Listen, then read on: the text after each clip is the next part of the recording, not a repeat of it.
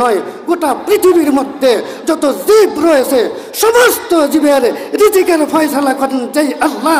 আমরা সবাই প্রাণ খুলে হৃদয় উজাড় করে ওই আল্লাহর প্রশংসা করব। সবাই বলি আলহামদুলিল্লাহ। এতে কোনো সন্দেহ আছে? রিজিক দাতাকে আল্লাহ, হায়াত দাতাকে, মরণ দাতাকে। হায়াতের মালিক যেই আল্লাহ, মরণের মালিক সেই আল্লাহ। আবার হায়াতের মালিক যেই আল্লাহ, মরণের মালিক সেই আল্লাহ। আমার তোমার সবার মালিক, আমার তোমার সবার মালিক। লা ইলাহা ইল্লাল্লাহ, লা ইলাহা ইল্লাল্লাহ, লা ইলাহা ইল্লাল্লাহ, লা ইলাহা ইল্লাল্লাহু মুহাম্মাদুর রাসূলুল্লাহ সাল্লাল্লাহু আলাইহি ওয়াসাল্লাম। এটা কোরআনের মাহফিল। কি বলি ভাই, কিসের মাহফিল? কোরআনের মাহফিল।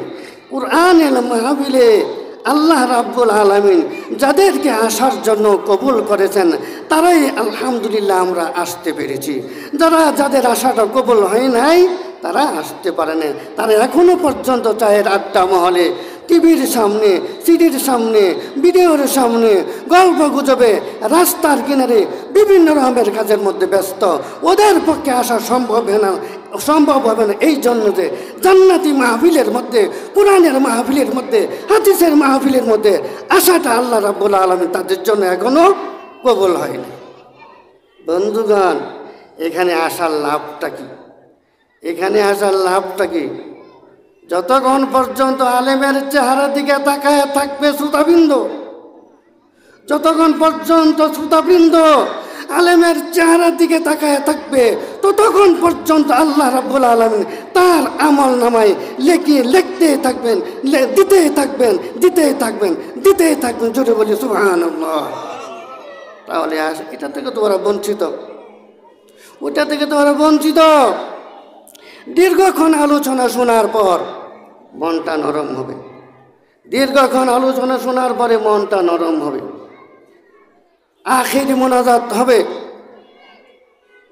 অন্তর পরিবর্তন হবে, বদ আমল পরিবর্তন করার নিয়ত হবে, তওবা করবে, আল্লাহ রাব্বুল আলামিনের কাছে দোয়া করবে, দু হাত তুলে নিজের বাবার জন্য, নিজের মায়ের জন্য, নিজের জন্য। আল্লাহ রাব্বুল আলামিন তার তওবাকে কবুল করে, তার জীবনের সমস্ত গুনাহগুলোকে মাফ করে বেগুনাহে মাসুম বানায়া, আল্লাহওয়ালা বানায়া, জান্নাতি মেহমান মানে তাকে বাড়িতে পৌঁছাবেন। জোরে বলুন সুবহানাল্লাহ। আশাটা ভাই তাহলে লাভ না লস? যেহেতু কোরআনের মাহফিল, কোরআন সম্পর্কেই বলি। বন্ধুগণ, কোরআন পড়া, কোরআন শিখা আল্লাহ রাব্বুল আলামিন ফরজ করেছেন। কোরআন শিখা আল্লাহ রাব্বুল আলামিন ফরজ করেছেন। বাংলা শিক্ষা ফরজ না, ইংরেজি শিক্ষা ফরজ না, জ্যামিতি শিক্ষা করা ফরজ না, জিওগ্রাফি শিক্ষা করা ফরজ না, বায়োলজি শিক্ষা করা ফরজ না, কোরআন শিক্ষা করা ফরজ। একমাত্র যেই মানুষটা কোরআনের সংস্পর্শে আসবে, কোরআনকে চুমু খাবে, কোরআন বুকে ধারণ করবে, কোরআন অনুযায়ী আমল করবে, এই লোকটা দুনিয়ার থেকে যখন বিদায় নেবে হাসরের মাঠে আল্লাহ রাব্বুল আলামিন ওইখানে সসম্মানে জান্নাতের মেহমান বানাবেন। সুবহানাল্লাহ। কোরআন ধরো, কোরআন পড়ো, কোরআন মানো, কোরআন পড়ো, কোরআন দিয়ে জীবন গড়ো। কোরআন মানো, কোরআন পড়ো, কোরআন মানো, কোরআন পড়ো, কোরআন দিয়ে জীবন করো। দুনিয়াতে ভাই তুমি পড়ো যদি কোরআন, হাসরেতে পাবে তুমি, হাসরেতে পাবে তুমি আল্লাহর দেওয়া সম্মান। কোরআন মানো, কোরআন ধরো, কোরআন মানো, কোরআন পড়ো, কোরআন দিয়ে জীবন গড়। জোরে বলি ইনশাআল্লাহ। আমার একটা ছেলেকে কমপক্ষে কোরআন শিক্ষা দিই, আমার একটা ছেলেকে কমপক্ষে কোরআন শিক্ষা দিই। জীবনে যা কিছু করলাম ভাই, যা কিছু করেছি, কোনো কিছুই আমার পরকালে উপকারে আসবে না। আমি যত টাকা ব্যয় করছি, দান করছি, সদকা করছি, ফেতরা দিছি, মানুষকে অকাতরে দান করলাম, ভাইজান বিপদের সময় ওরা তো আপনার নেকির পাল্লা ভারী করবে, কিন্তু যখন আপনি বিপদে পড়বেন আপনি যা করলেন এগুলিকে পাবেন না। এতদিন পর্যন্ত আপনি যা করলেন, যার জন্য করলেন, যাদের জন্য করলেন, আপনি হিসাব করে দেখেন কার জন্য কি করলেন। হাসরের মাঠে ও আপনার সামনে আসবে না। নিজের স্ত্রীর জন্য আপনি যা করলেন, নিজের স্ত্রীর জন্য মাওলানা সাহেব বলে গেছেন সুদের কথা। সুদ কত মারাত্মক, এত মারাত্মক বিষয়টা আপনাদেরকে শোনাইছেন। এই সুদটা নিজের সন্তানের জন্য আপনি গ্রহণ করেছেন, এই সুদ আপনার স্ত্রীর জন্য গ্রহণ করেছেন, এই সুদ আপনার সন্তানের জন্য গ্রহণ করেছেন। এই ভুক্তটা আপনার ভুক্ত হবে, খেসারতটা আপনার গ্রহণ করতে হবে। হাসরের মাঠে এর শাস্তি আপনাকে করতে হবে। আপনি যাদের জন্য সুদ গ্রহণ করেছেন তারা তার ভাগ কেউ নিবে না। নিবে না। সাপে যদি আপনাকে ধ্বংসন করে ব্যথা কার হবে? আপনার না আমার? আপনাকে যদি সাপে ধ্বংসন করে ব্যথাটা কে বুক করবে? আপনি বুক করবেন না, আমি বুক করব। কবু আসি ভিসে ধ্বংসিনী যারে, যারে সাপে ধ্বংসন করে নাই সে বুঝতে পারে না, যাকে সাপে ধ্বংসন করে সে বুঝতে পারে বিষের কত যাতনা। আমার ভাই, হাসরের ময়দানে আপনি একাকী হয়ে যাবেন, স্ত্রী আপনার সঙ্গী হবে না, আপনাকে অস্বীকার করবে, আপনি আমার স্বামী নন। এত কষ্ট আপনি কার জন্য করলেন? সন্তান আপনাকে অস্বীকার করবে, আপনি আমার বাবা নন। মা বাবা আপনাকে অস্বীকার করবে, তুমি আমার সন্তান নও। ইয়াউমা ইয়াফিরুল মার'উ মিন আখিহি ওয়া উম্মিহি ওয়া আবি ওয়া সাহিবাতিহি ওয়া বানিহি লিকুল্লি মিনহুম শা'নুন ইউগনি। সবাই আপনার থেকে দূরে পালাবে, সবাই আপনার থেকে দূরে সরে যাবে, কেউ আপনার কাছে আসবে না। আপনার মা, আপনার বাবা আপনার জন্য দুনিয়াতে এত কিছু করলেন, আপনাকে না দেখলে পাগলের মতো হয়ে যেত, আপনাকে না দেখলে আপনাকে সাথে না নিয়ে খানা গ্রহণ করতো না, আপনাকে না দেখলে ঘুমাইতো না।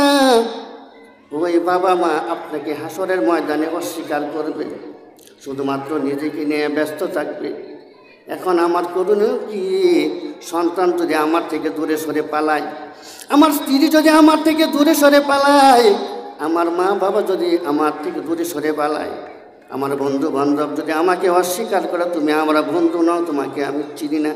আমার ভাই, আমার বোন যদি আমাকে অস্বীকার করে, তুমি আমার ভাই নও, তুমি আমার বোন নও, তুমি আমার কেউ নও, তোমাকে চিনি না।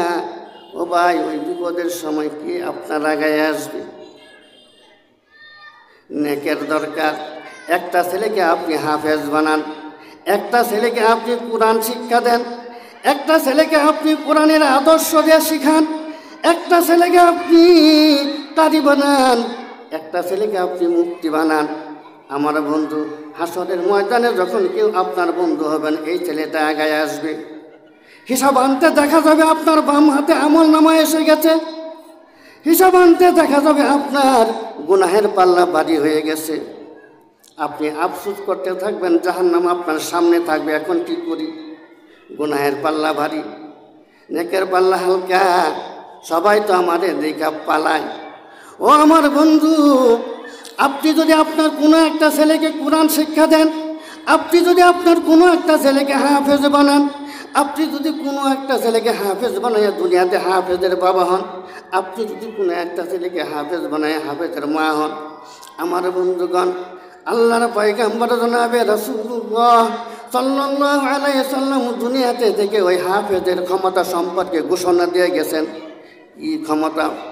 হাসরের ময়দানে বাবা এবং মা ওরা যদি জাহান্নামে সাব্যস্ত হয়ে যায়, বাবার বাম হাতে যদি আমল নামা এসে যায়, মায়ের বাম হাতে যদি আমল নামা এসে যায়, হুজুহু ফাগুল্লু সুম্মাল জাহিমা সল্লু, গুনাহের কারণে যদি সাব্যস্ত হয় এই লোকটা জাহান্নামী, আল্লাহ ফেরেশতাকে অর্ডার করবে, ফেরেশতা তুমি তাকে ধরো, তুমি তাকে পাকড়াও করো, তুমি হাতের মধ্যে বিড়ি লাগাও, পায়ের মধ্যে বিড়ি লাগাও, তারপরে মরা শ্রীগালের মতো কুকারের মতো টানতে টানতে ওকে জাহান্নামের অতল গভীরের মধ্যে নিক্ষেপ করে দাও।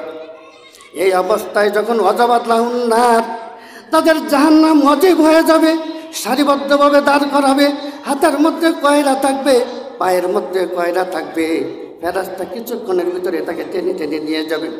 আপনার সন্তান যদি হাফেজ থাকে, আপনার মেয়ে যদি হাফেজ থাকে, ওই সময় আপনাকে দেখে দূর থেকে দৌড়ায় আসবে, এ ফেরেশতা রাখো, এ ফেরেশতা থামো, ও তো আমার বাবা, ও তো আমার মা, ও তো আমার বংশের লোক, আল্লাহ রাব্বুল আলামিনের সাথে আমার কিছু কথা আছে, তারপর যদি তুমি জাহান্নামে নিতে হয় নিবা। আল্লাহ রাব্বুল আলামিনের কাছে এই ছেলে তর্ক শুরু করে দিবে, সুপারিশ করবে, আল্লাহ আমার সিনার মধ্যে কোরআন, 30 পারা কোরআন আমার সিনার মধ্যে, আল্লাহ তোমার পয়গম্বর নবী আরবি জনাবে রাসূলুল্লাহ সাল্লাল্লাহু আলাইহি সাল্লাম দুনিয়ায় থাকা অবস্থায় আমাকে যে ক্ষমতা দিয়েছেন, ওই ক্ষমতাটা হলো আমার বাবা যদি জাহান্নামে হয়, আমার মা যদি জাহান্নামে হয়, আমার বংশের লোকেরা যদি জাহান্নামে হয়, আমি মা বাবা সহ ওই জাহান্নামের কাতার থেকে, আমি আমার বংশ থেকে, আমি আমার পরিবার থেকে 10 জন লোকে জান্নাতে নেওয়ার জন্য তোমার কাছে সুপারিশ করার অধিকার বিশ্বনবী আমাকে দুনিয়ার মধ্যে দিয়েছেন। সুবহানাল্লাহ। তাহলে একটা সন্তান যদি আমার হাফেজ থাকে, একটা সন্তান যদি হেফজ করার পরে আমলওয়ালা থাকে, হালালকে হালাল জানে, হারামকে হারাম জানে, হালাল হারাম পার্থক্য করে হালালের উপর নিজের জীবনটাকে গড়ে, হারামটাকে ছেড়ে দেয়, তাহলে এই ছেলেটার ক্ষমতা কত? আপনার হাতের মধ্যে যদি বেড়ে লাগে জাহান্নামে নিয়ে যাওয়ার জন্য, আপনার পায়ের মধ্যে যদি বেড়ে লাগে জাহান্নামে নিয়ে যাওয়ার জন্য, এমন একটা মুহূর্তে আপনার জন্য সুপারিশ করে আপনাকে জাহান্নাম থেকে ফিরিয়ে জান্নাতে নিয়ে যাওয়ার অধিকার আপনার এই হাফেজ ছেলের থাকবে। অতএব আমাদের প্রত্যেকেরই দরকার একটা সন্তানকে কমপক্ষে হাফেজ বানানো। আমার বন্ধুগণ হাফেজ হইতে পারলো না, সবাই হাফেজ হইতে পারে না, সবার কপালে হাফেজের বাবা হওয়া এটা সম্ভব নয়, সবার মা হাফেজের মা হইতে পারে না, সবার বাবা হাফেজের বাবা হইতে পারে না। অনেকেরই মনের মধ্যে আফসোস থাকে, হাফেজদের ওয়াজ শোনার পরে মনটা নরম হয়ে যায়, আহারে দুনিয়ার মধ্যে যে আমল করি সময় মতো নামাজ পড়তে পারি না, সময় মতো মানুষকে নামাজের জন্য আহ্বান করতে পারি না, গরিবের পাশে দাঁড়াইতে পারি না, মাদ্রাসার মধ্যে দান করতে পারি না, মসজিদের মধ্যে দান করতে পারি না, আমি গরিব মানুষ, আমি বেকার, আর আমি কি করব? হাসরের ময়দানে এই ওয়াজগুলি শোনার পরে মনটা যখন নরম হয়ে যায়, ছেলেটাকে হাফিজি মাদ্রাসার মধ্যে দেয়, এখন হাফেজ হইতে পারল না, এখন কি করা? মান কারা আল কুরআনা হারফান ফালাহু আশারু হাসানাত। ইংরেজি পড়বেন সন্ধ্যা থেকে নিয়ে ফজর পর্যন্ত, সারা রাত আপনি ইংরেজি বই পড়তে মুখস্থ করবেন, একটা অক্ষরের বিনিময়ে আপনার আমল নামায় কোনো নেকি লেখা হবে না। ইংরেজি যত পড়াই পড়েন, 24 ঘন্টা পড়েন, ফজর থেকে নিয়ে মাগরিব থেকে নিয়ে ফজর আপনি ইংরেজি পড়েন, তুতে লাই যে গ্রেটছিন, ABCDEF সারা রাত সারাদিন। ভাই যতই পড়বেন আমল নামায় নেকি লেখা হবে। আপনি বাংলা পড়তে দেখেন, আমি হব সকালবেলার পাখি, সবার আগে কুসুম পাখি উঠবো, আমি দেখি কিচ্ছু না, আপনার আমল নামায় নেকি লেখা হবে না। আল্লাহ রাব্বুল আলামিন লৌহে মাহফুজ থেকে আপনাকে আমাকে যে কোরআন দিয়েছেন নতুন করে সুন্দরভাবে জীবন গড়ার জন্য, আদর্শতা শিক্ষা করার জন্য, জীবনটা সুন্দরভাবে চালানোর জন্য, দুনিয়াতে সুন্দরভাবে শান্তিতে চলার জন্য, আখিরাতে শান্তি পাওয়ার জন্য, কবরের ভিতরে শান্তি পাওয়ার জন্য, হাসরের মাঠে শান্তি পাওয়ার জন্য, হাসরের মাঠ থেকে সুদা আমল কোরআনওয়ালা হয়ে জান্নাতে যাওয়ার জন্য আল্লাহ রাব্বুল আলামিন লৌহে মাহফুজ থেকে আপনাকে আমাকে কোরআন দিয়েছেন। আমার বন্ধুগণ, এই কোরআন যতই শুনি কোরআন যতই শুনি, কোরআন যতই মানি, আমার জীবন ধন্য হবে। কোরআন যতই শুনি, কোরআন যতই মানি, আমার জীবন ধন্য হবে, আমার জীবন ধন্য হবে। তুমি যদি কোরআনের পাশে না যাও, কোরআনের সংস্পর্শে তুমি যদি না যাও, জীবন দিয়ে যদি কোরআনকে ভালোবাসতে না বাসতে পারো, ঠোঁট দিয়া যদি কোরআনকে চুমু খাইতে না পারো, সেটার মধ্যে যদি তুমি কোরআনকে না লাগাইতে পারো, কোরআন যদি তুমি শিক্ষা না করতে পারো, কোরআনের উপর যদি আমল না থাকে রে ভাই, কাল কিয়ামতের ময়দানে এইভাবে কোরআন তোমার হাতের মধ্যে ধরে টেনে টেনে টেনে টেনে টেনে টেনে এই কোরআন না মানার কারণে কোরআন তোমাকে জাহান্নামে নিয়ে যাবে। নাউযুবিল্লাহ। কিচ্ছু লাভ হতো না, কিচ্ছু লাভ হতো না। কোরআন মানতে হবে, কোরআন পড়তে হবে, কোরআন শিখতে হবে, কোরআনের সাথে আপনার সম্পর্ক স্থাপন করতে হবে।